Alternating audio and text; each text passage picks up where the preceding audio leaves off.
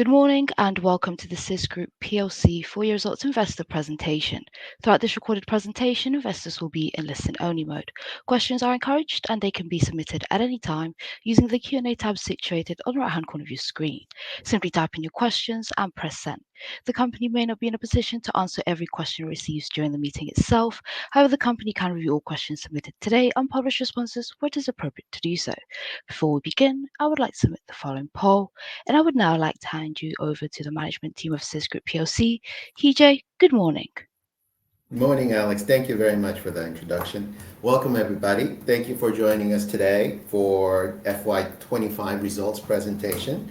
My name is HJ Che. I'm the Executive Chairman of SYSGROUP, and with me I have Owen Phillips, our CFO. Hello.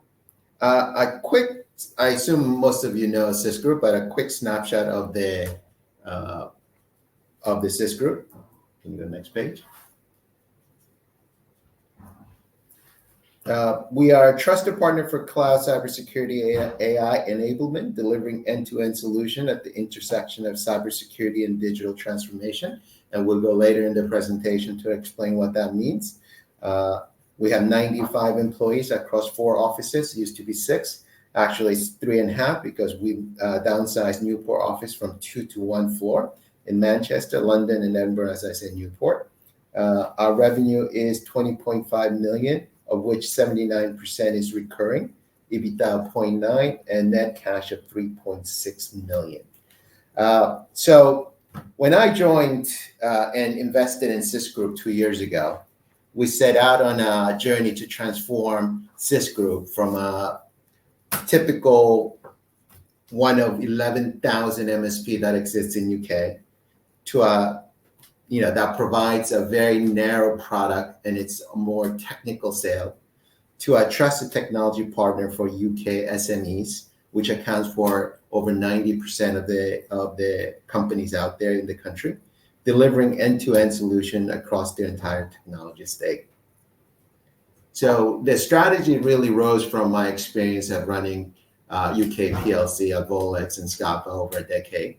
And really, recognizing the market need for a technical supplier, an advisor that can deliver a holistic and interoperable solution. I remember every year my CIO used to come and bring me a CapEx requirement, 6 figures and 7 figures that, made me question, it's like, how many suppliers are we dealing with? And how come every solution seems to make the last one obsolete and it seems to be redundant? And really, there was really a myriad of advisors that was very difficult to navigate. And I think today, when technology is at the forefront of every board's mind, not only because of the high incidence of cybersecurity, which I think it's really provides a heightened awareness of the risk of technology, but really also the opportunity that AI represents in terms of the ability to kind of transform and deliver value leveraging technology. So in the combination of that, I think from a UK SME, there's a need for someone they can, consult and get advice in terms of what's the right way to engage with an important aspect of a business. And I think the reality is that there's really a dearth of choices out there, whether on one extreme, as I say, it's very fragmented MSP world, but the other end of the spectrum are big, large consulting firms that are really out of reach, both from the price as well as the scope that most people have availability to. So what we have set upon in the last 2 years, and particularly last year, is really, I think, transform and transition from a strategic perspective as well as operationally, and ultimately on a financial perspective. From a strategic transformation, as I mentioned before, we wanted to reposition away from a structurally declining business that was very much focused on a private cloud, and become a solution provider at the intersection of the 2 growth markets, cybersecurity and digital transformation. To that end, we defined and built 5 key technology pillars that form the foundation of our end-to-end solution, which enables to shift to consultative-led approach that deliver holistic interoperable and future-proof solutions. Giving us the really, I think give us the foundation to engage the C-suite on a consultative and advisory basis. And really, I think the event that enables to accelerate that motion is really the acquisition of Crossword Consulting, which added the cybersecurity element, cybersecurity consulting, this virtual C-suite and pen testing, as well as the C-suite access, given their engagement with their existing customer, and really a quite exciting a list of FTSE client base that they brought with them. And from our perspective, we wanted to provide the best world-class technical solution. To that end, we deepen our relationship with market-leading technical solution providers to provide a kind of holistic and interoperable solution, which we'll come back to later in the presentation to demonstrate what that means. Whilst we made that strategic shift, we had to make sure that the operational foundation was solid. And I got to be honest, the issues that we dealt with was bigger than we expected. Having said that, we have addressed them and resolved. We had to replace and invest to upgrade the obsolete infrastructure, both hardware and software, to meet the compliance and security standard. We integrated the fragmented acquisitions. As you recall, SYSGROUP is a combination of 6 different acquisitions over the span of 7-8 years. We, as I mentioned before, we reduced the offices and functions were consolidated. We had to overhaul the data architecture to make sure we be able to kind of be data-led and enable the kind of AI functionality that we want to drive our efficiency and productivity. And that really has kind of paid dividend. We have seen a strong evidence of kind of the deliverables on that, particularly on the service desk, and we'll come back and explain that. And that has not only from an operational benefit, but equally commercial benefit as well. The board has been refreshed. We have a strong new culture, new talent coming into the organization.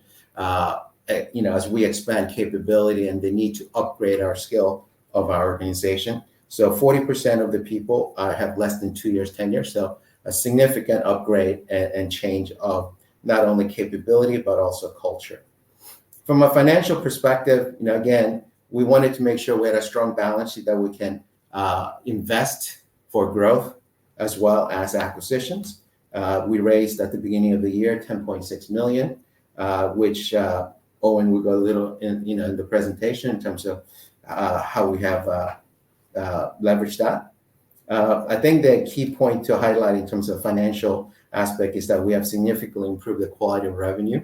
As you can see, our gross margin has improved by 3 basis points, which I think is a significant step forward as we shifted more towards cybersecurity, and I think moved away from the decline in the low margin value add resales, which inflate the revenue at a low margin. Driving some of the improvement in the gross margin is that we arrested the decline of the managed services, which is, as we talked about, is about 70-80% of our revenue. If you recall, the biggest challenge we had historically is that the number of churns of customers that were moving away from us, not only from poor services, but equally at the lack of the products and capability that we could follow them as they evolve their technology roadmap.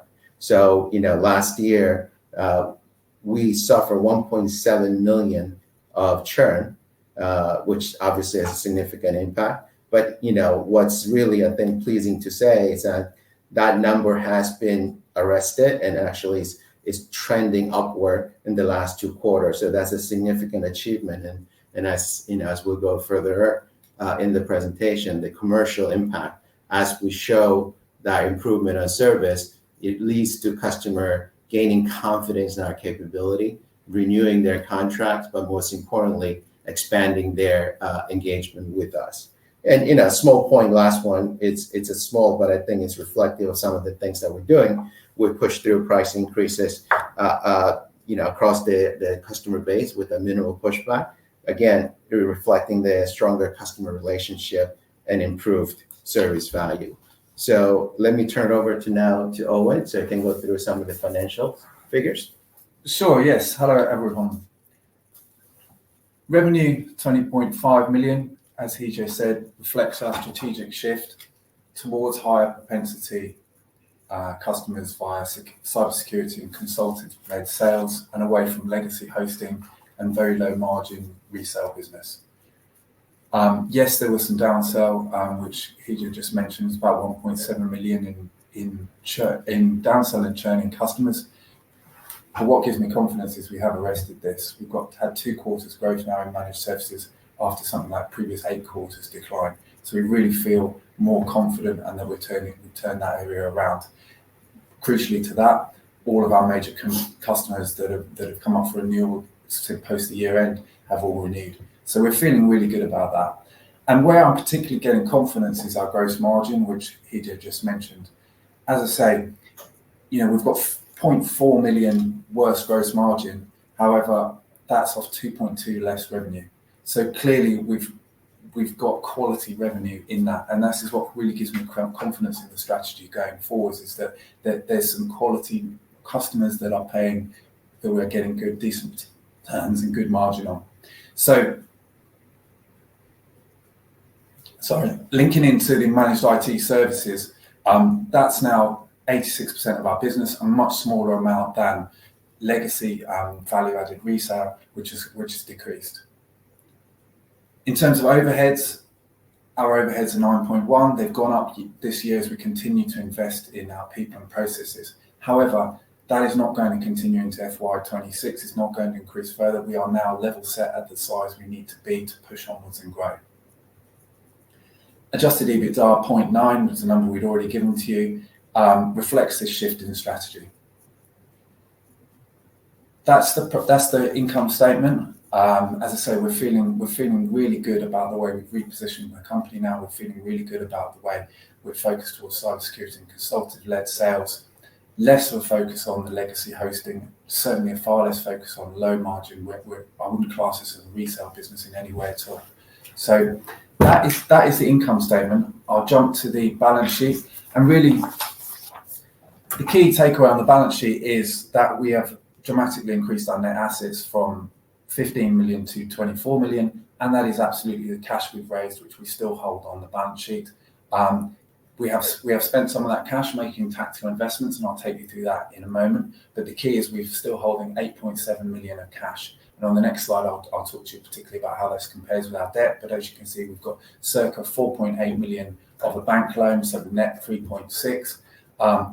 The bank loan is a facility of 8 million. We've drawn down on 4.8. We haven't drawn down any more in this year. This is all the legacy. You can see it there last year. And we've still got 3.3 million available should we need it at some point. In terms of other movements in the balance sheet, very, very straightforward. And really, I would say the cash is the point to bring out. In terms of trade and other receivables, yes, they've gone up. Circa 5 million versus 4 million, but that's just timing on some large contracts, all of which have since paid us. Otherwise, current liabilities have gone down. You can see there was a contingent consideration last year that has been paid, 1.8 million. And movement in share capital and share premium reflects the fundraising. So that's the balance sheet. I think you want to hear about the cash situation, which is really, just really gives us that confidence and gives us that strength on our balance sheet. In terms of, as I say, healthy cash reserves, we've got gross cash balances of 8.7 million at the end of the year, following the successful 10.6 million fundraise. In terms of what we spent some of it, as I say, on tactical acquisitions, which we made clear when we raised the money. 1.8 million has met the final earnout payment on the TrustStream cybersecurity business. So this was the business we bought a couple of years ago. This is now fully paid off and a fantastic investment and continues to grow. We put 0.7 million of capital investment into our own bespoke AI service desk platform. Hijay is going to tell you all about that in a moment, so I won't steal his thunder. But that's the investment we've made there, and we've paid 0.3 million on the acquisition of the trading assets of Crossword Consulting Limited. And in a second, I'll give you a whole load of detail on that. But that, as I say, is an acquisition we're super excited about. I think the key takeaway is net cash of 3.6 million from a net debt position of 3.4 million previously. So we have this strong base. You can see I've outlined our net debt on the right there. We've got this strong base in which to move forwards. So I'll just tell you a little bit about our Crossword consulting acquisition, which we're super excited about. This was made in November last year. It was a very quick kind of acquisition. We went and looked at the company was in financial difficulties, or ultimately went into administration. We went and looked at the business and really liked the look of the consulting arm of their business. It was a fantastic business, and the group as a whole had become distressed because of difficulties in other parts of the business. So we acquired the consulting division at what we thought was a very reasonable price, comprising 10 staff and various open recurring contracts. I think you're always nervous when you buy a consulting business, and that's why I'm super pleased, because all the key staff have been retained. They're all effectively they are part of our senior leadership today. We've retained all the large customers, and in fact, the largest customer recently renewed with an upsell with us. That's a 1.3 million contract over 17 months, FTSE 250, brilliant logo. Really pleased that they see that they have the faith in SYSGROUP, and that they can see that we're going to be a solid partner for them. In terms of financials, as I said, prior to our acquisition, for 12 months, it turned over 2.4 million of revenue. More than 75% of that is recurring, and I'll explain what their recurring revenue is next. So, there's great potential there already, but we see significant opportunities for further growth, and we're already seeing the fruits of this by, introduce cross-selling across the wider group, introducing them to our customers, as well as introducing our original wireless services into their customers. In terms of services, what they do, they are a leader in cybersecurity services. They are premium consultants with great backgrounds, and what they offer, most of what they offer is consultancy services, and particularly what we call virtual CISO, which is retained consulting services to large enterprise contracts where we support their CISO and support their IT functions.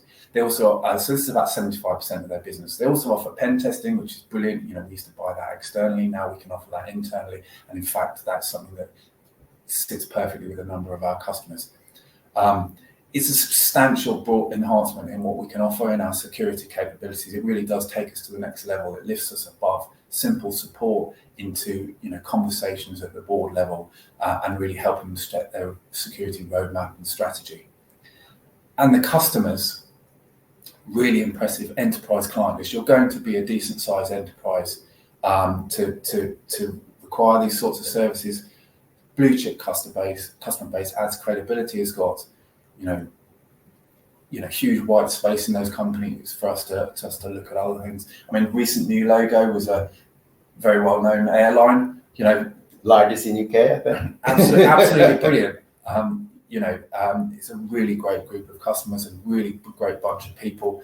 As I say, they were, we acquired them, and a week later they were in our offices, weren't they? So it was, super thrilled to have them on board. And we really think this drives the cybersecurity consulting strategy. It gives us another leg. It lifts us above simple support. It really gets us in the conversation at a boardroom level, and it gets us in the door. I mean, you will know about the cybersecurity, public, events that are in the public. It's not a difficult conversation asking to come in and put our blue chip guys in front of you to talk to you about cybersecurity and talk to you about your strategy, talk to you about your roadmap. So we're super thrilled with this acquisition. We really think this is going to drive growth. It's already supercharged our consulting arm. It's supercharged our wider consultancy business, and we really think it's going to take us forward. Yeah. Now, look, I want to do a little bit further on this the acquisition, because to some extent, first of all, I want to thank one of our shareholders who provided the introduction, and we're very fortunate to be able to move very quickly and close the transaction, and being able to acquire it at really, I think, very attractive valuation for the assets. But I was talking to my old colleague, a board member, Paul Edwards, who used to be my FD at SCAPA, and we kind of were reminiscing that, Crossword Consulting is kind of keen to one of the key acquisition that we did at SCAPA that kind of pivoted us away from kind of the boring industrial business to kind of what it ended up being ultimately, where we'll be able to sell 17x of the investment. And again, I feel the same thing about the Crossword Consulting, and particularly because it really, I think, puts the final piece of the strategy we're trying to execute. And as we talked about, we want to be more consultative and advisory engagement and partner with all the SMEs, particularly at the C-suite. And I think, the transition from just a transactional delivery company to that would have been difficult to do it organically, and to be able to bring a suite of consultant who speaks the language and engagement already, I think is a huge leap forward. So, if you flip to the next page in terms of our strategy, as I mentioned before, and again, rising from my experience, and I think having speaking to other colleagues of mine who are running businesses, both private and public, is that, in their mind now, technology is a very important thing, not only from a cybersecurity perspective because of the risk mitigation, as we all know and heard the horror stories, but equally at the same time, at the opportunity that digital transformation and AI represents. And they're all curious and keen to get on that journey and want to have someone who can have a conversation. And really, I think if you reach back to the existing kind of marketplace of the technical advisor, is pretty fragmented. Everybody's a specialist in a singular discipline. And if you look at the supply chain of a lot of the SMEs out there, is really, I think, it'd be difficult to find finding a singular person that a C-suite can lean on to get the best advice, and that's holistic. Every SME out there probably, I reckon to say, probably have 5 to 10 suppliers when it comes to the IT support. So, being able to be that single throat to choke, I say, particularly with emphasis on two areas that is very relevant to the conversation, the C-suite, is critical: the cybersecurity and AI. And I think that's where we kind of position ourselves. And to that end, I think we needed to make sure that we had the capability internally, and that was kind of the I think heavy lifting that we have done in the last year, is really defining the 5 pillars of technology. And we talked about it in the past, starting with cybersecurity, AI, hosting both private and cloud, public cloud. As you know, we never really had an exposure in public cloud, protection and connectivity and protection. Again, being able to bring a company called Rubrik, which is a market leader in the backup solution, and joining them as an advanced partner is a huge leap forward. What that enables to do is really, I think, put together what we call a digital house, as you see on that presentation on the right side. Really, we kind of act with the acquisition of Crossword Consulting, that really kind of brings that general contractor, the architecture motion that you need to be able to kind of talk to the different aspect of that house, whether that's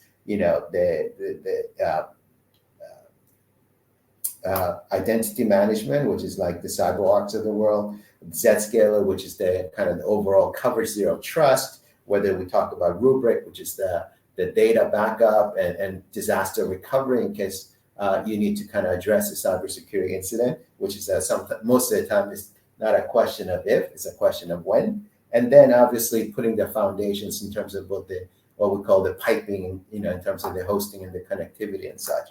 And so to be able to kind of talk holistically and really, I think, lead with the partners that are upper right quadrant of Gartner, really, I think, puts us in a good position to have that consultative conversation. And I think that's really, integral, and there's a clear market need for that. In terms of AI strategy, which we underpins everything that we do, because I do believe it's a transformational technology, and I think every conversation with our customer in context of anything we do should be with the view of how does it impact from an AI perspective, and I think it's an understatement to say that AI is a extremely dynamic and fast changing technology. I mean, I think what what AI has defined to be 12 months ago is significantly different than what it is today. What the capability can do and what's the use case has been really head spinning. And as a result, our strategy has evolved with that as well. And I think if you recall from our perspective is, when we started the journey is that we're going to be a use case model where we're going to come in and discuss and solve a use case by developing a software solution for our customer.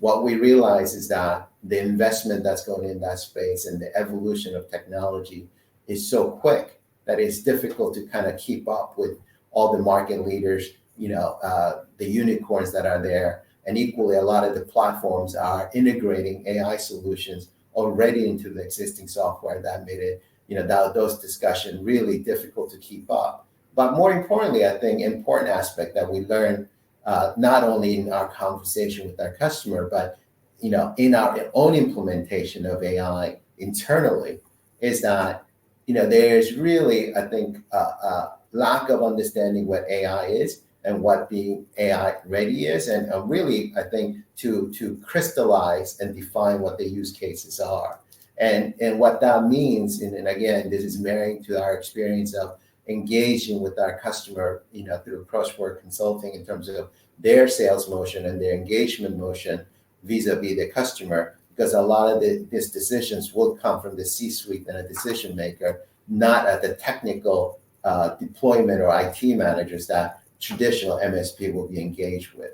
And really, it's a consultative approach where we sit down understanding the business requirements, really driving the outcome more than kind of the use case specific, then being able to really, I think, hold the customer's hands in terms of making sure their infrastructure and the data is ready to be ready for the deployment, some of the tools that's coming down the pipe.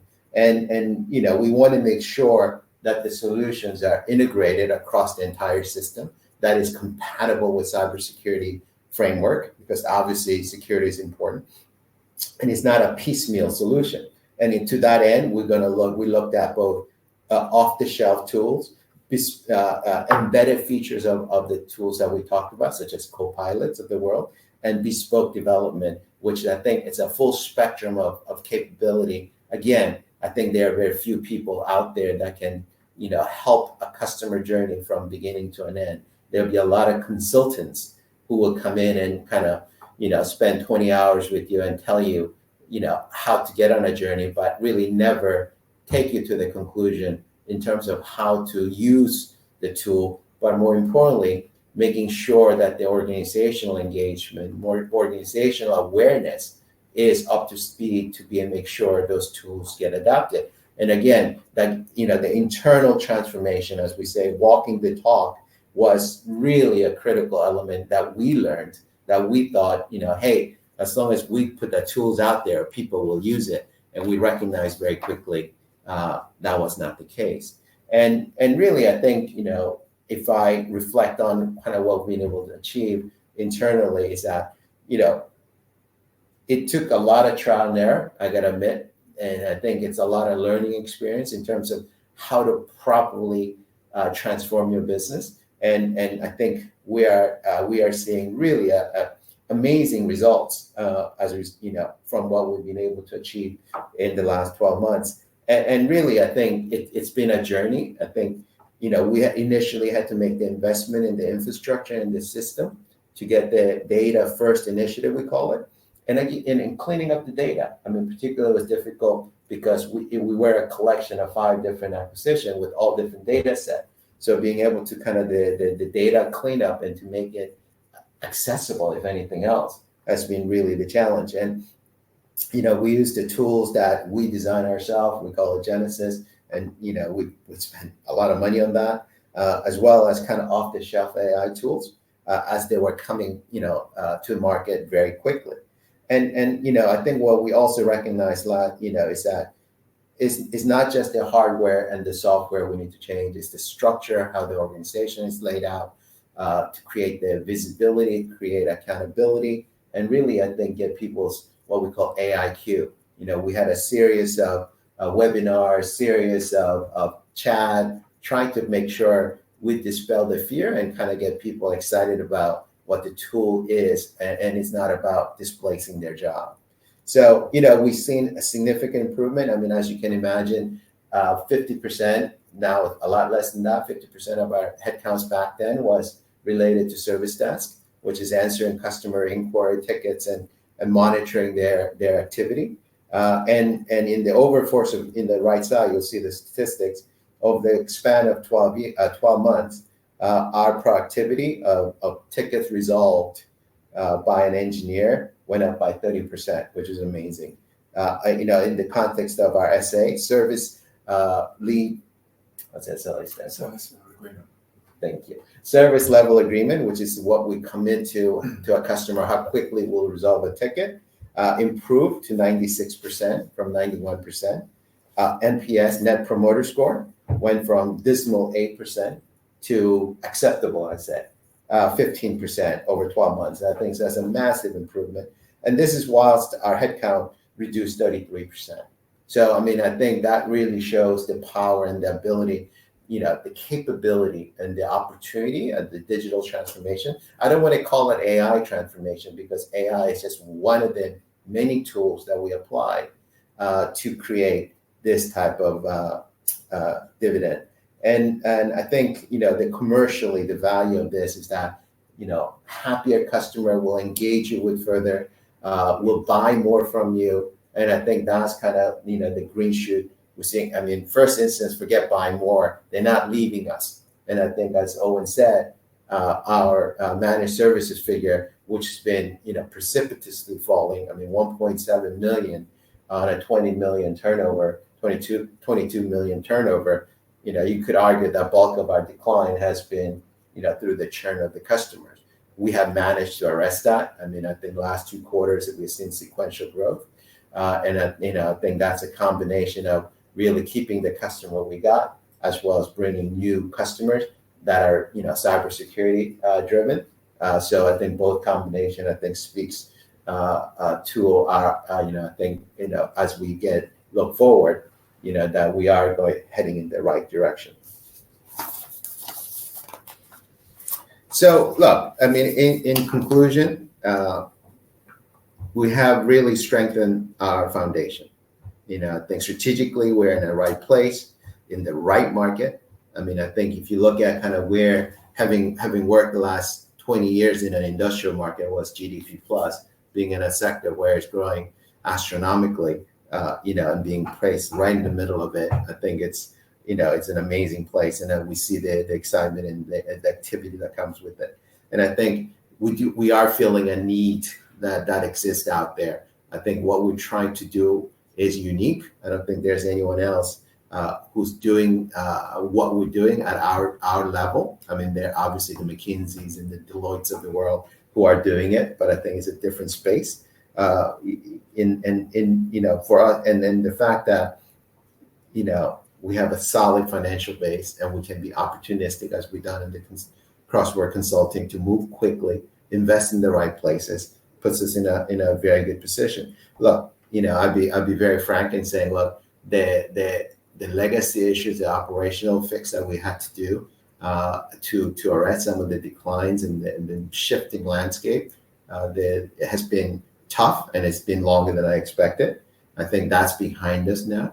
That puts us in a position to, I think, go out and leverage the work that we have done. So, we are feeling very good about the outlook and the opportunity. Having said that, the market is tough right now, particularly in the UK. The uncertainty that exists out there really, I think, muddies the visibility that we got toward the opportunities. A lot of the pipelines and projects that we were very excited about has been pushed back and some scaled down. So really, I think, it puts a lot of, challenges in the short term in terms of getting a good visibility. So, I think from my perspective, it's really frustrating because, we're dealing with a company of a small scale. So 1 or 2 projects does move the needle significantly. Having said that, it goes both directions. And the lack of visibility really, I think it frustrates me to be able to say with confidence, that we can deliver some of the numbers that we had said in terms of that aligns with my expectation. So, we have brought down our forecast down outlook, but I don't think that's to say we don't feel confident about the opportunity, nor our pipeline. It's just the lack of visibility, and we want to make sure we are prudent in terms of how we position ourselves and how we communicate to the city. So with that, let me turn over for Q&A. That's great, EJ Owen. Thank you very much indeed for your presentation.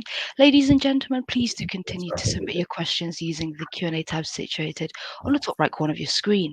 While the company take a few moments to review those questions submitted today, I would like to remind you that a recording of this presentation, along with a copy of the slides and the published Q&A, can be accessed via your investor dashboard. EJ Owen, as you can see, we have received a number of questions throughout today's presentation. And if I may now hand back to you and kindly ask you to read out the questions where appropriate to do so, and I'll pick up from you at the end. Thank you. Okay, so there's Do you want to read them? No, I'll go through them. So we have many questions. So let me just kind of curate them through. When will revenue be back to growth? Will it be organic or non-organic? I think that's a really good question. Hopefully both. I think one of the things we really didn't touch on too much on the presentation is, look, M&A is a really integral part of our acquisition. That's my history. I've grew Scapa and Volex through acquisition. So, and particularly in this environment, in this market where it's extremely fragmented, 11,000 MSP out there, it gives an ample opportunity. And I would argue that, most of those guys are sellers, not a buyer. So, in terms of our ability to go find an acquisition, is there. I think from an organic growth, look, we are already seeing the growth, the pipeline, building. The key was making sure that we don't, they don't score goal on us, I guess, and to use the football analogy, and not, losing customer was a kind of the first step forward. And I think we have the pipeline to deliver growth. There are some big projects out there. The challenge is, again, as I said, it's a lack of visibility as customers are just delaying. And having been in their shoes, I totally agree. I understand where they're coming from. UK is a scary place right now in terms of from what the outlook looks like. So people are very prudent about their capital allocation and their cash flow. So, but I do expect that, we will do better than, we have been prudent in terms of outlooks, but we expect that this year will be a growth year. I'd be disappointed otherwise, but we're being prudent with our numbers. This is probably for you, Owen. Do you think the gross margin thank you for saying good gross margin, of 48% can be maintained? Why is it much higher than the gross margin of other IT service provider, Accenture, Capgemini, etc.? I guess Accenture and Capgemini is really not our comp, so that's a different. It's very difficult to compare the two, those specific, very large enterprise-led customers. But to your point, 48%, we believe, and we're very pleased that it's gone up, and we absolutely think it's sustainable. It's difficult to compare necessarily to those big companies, but certainly that's a very good margin for an MSP. I would say a lot of MSPs kind of do brilliant companies, but they are fighting each other, and therefore they are frequently squeezed on margins. What we think we bring is different. We've got a consultative approach. We've got deep embedded expertise across a broad range of the data estate, and therefore we think our prices support that. So we are very confident to maintain our margin, certainly going forwards. Okay. Can you please give the main reasons why churn was so high last year? The churn was very high just because I think the service level was really poor. I think, when you are not addressing the customer's needs and not engaging with them and not really providing the best service, really, I think, it's difficult to hold on to customer.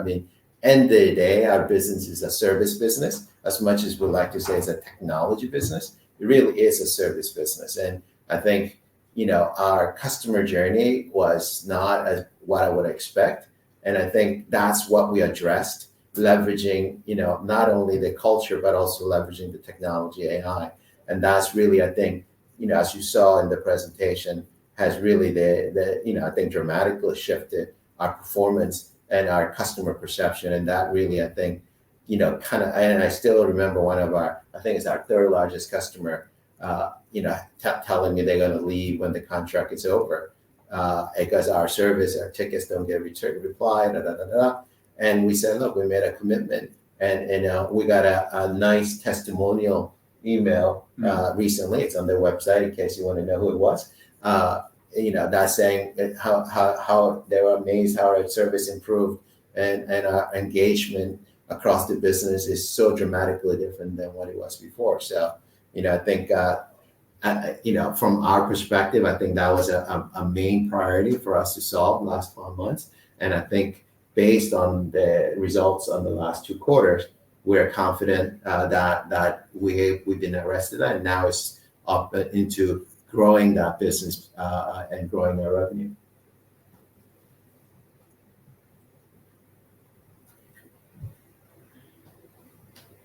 Sales and marketing staff have been reduced from 23 to 11 during the year, which looks very worrying for our business growing in the future. What are your plans for the sales and marketing function?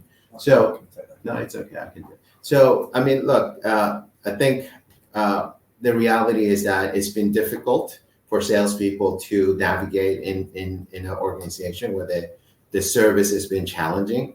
And I think that, salespeople are very what kind of creature we say? It's a financially driven creature that are paid in commission. So it's been challenging to retain some of the salespeople, and I think that's been impacting us. And we've been able to, once we have kind of gone through the challenging period, I think we are rebuilding our sales organization. I think we are now back up to, I don't know what's the figure. I think it's 12 or 13. Yeah, I was going to say our sales and marketing function has not reduced. Is that a wrong figure? Okay, sorry. So we were not as high as 23. We're investing in our sales and marketing function. We've got a partner manager joining next week. Got very close links with SYSGROUP and various others. We've got an in-house marketing manager. Previously, it was an area we'd outsourced sort of on an ad hoc basis. We've got a marketing manager starting next week. We've got hired various roles, and in fact, if you see on LinkedIn, we're hiring even more. So I would say that statement is factually incorrect. We're actually growing our sales and marketing function. Okay. I should have let you answer that. Shouldn't have. Next question. Zeus has reduced revenue forecast in the current year from 25 to 20. No, it's from 20. No, actually, have reduced the revenue forecast. Okay, got you. To what extent is the downgrade to the customer curtailing spend or losing market share to competitor? I mean, I think it really kind of is two specific area. Well, two specific area. It's not losing market share as we talked about. Really, I think our managed services, which is the kind of recurring revenue element of the business, is growing. Where we are, where we expected and we are not seeing, and I think it's really attributable to some of the projects getting delayed, is that, the value-added resales, and the correlating professional services work that will come with it. So if someone wants to do a refresh of their digital estate, replace their server or move to cloud, they would have to buy kits, which relates, or licenses, which is a value-added resale number that will hit the year. It's not an amortized number. Plus, to deploy it, they will be hiring a professional services work from us, and that goes in hand. So there are couple projects that are of 7 figures that got pushed out or shelved. And if those that have fallen in the year, or we have a visibility of them, coming online in this year for certainty, we'll be talking about different things right now. So it really, I think from our perspective, it's really the challenge of our customers spending less, given the uncertainty and the macro today.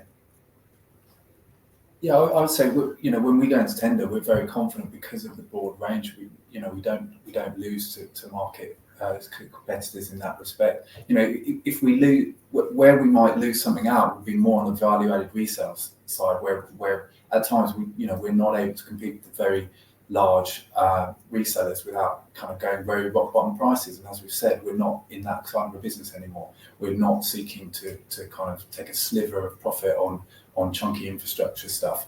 We're about consultative-led value-add sales, managed recurring revenue. So absolutely. You want to answer this one?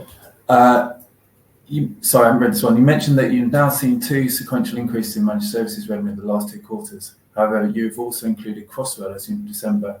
Was the mentioned 2 sequential revenue increase driven by the Crossword acquisition? No. So that is the legacy managed services business. Crossword is in our recurring revenue number, and when I say Crossword, I mean the virtual CISO retained contracts part is in our recurring revenue number. But no, when we were referring to that, we were referring to the managed services business, the legacy business, if you like. But absolutely, Crossword is. We view it as managed services, certainly for the virtual CISO part. There's other ad hoc assignments on top. So no, legacy business. Okay. The last question would be: doesn't the near halving the share prices in the last year make M&A activity more difficult? Oof, that's painful to read it. That's true. Look, I mean, I think yes and no. I mean, I think the reality is that in terms of if we were to use our share to do the deal, I think that would be a little difficult in terms of the scale. Having said that, we've been able to, we do have a cash position, and I think we have the targets that we're looking for are not, transformative deals of that is bigger than our market cap and such. So at this point, at least we have not, kind of run into that issue where, we can't afford it because our share price is lower. The simple answer is not at this point. Having said that, it's not a good thing. Obviously, if we had a higher prices, we could use our shares to finance the deal. But I think in this environment, it's difficult to raise financing of any significance. I think anyway. So I think that's all the question and answers.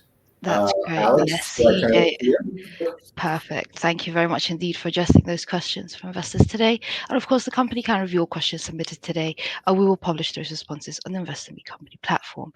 But Hije, before I redirect investors to provide you with their feedback, which I know is particularly important to the company, could I please just ask you for a few closing comments?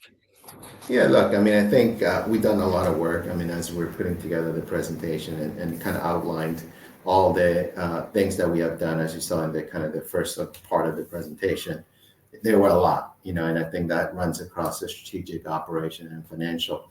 And having said that, I think as we sit today, we're feeling really good about what we'll be able to accomplish. I think we're in a significantly, I don't want to say even better, I would say it's a different place than what legacy SYSGROUP was. And I think the direction we headed is significantly different than what a normal MSP would be. So I'm very optimistic at the outlook. I think, we are well positioned. The conversation we're having with our customer is very engaging. I think it's a different level. So really optimistic about the growth. I mean, the challenge per se is the top market, in terms of a lot of the SMEs, the customers we're dealing with are cautious in their spending. And I think kind of IT in kind of certain circumstances are the simple question, hey, can we get away with spending another year?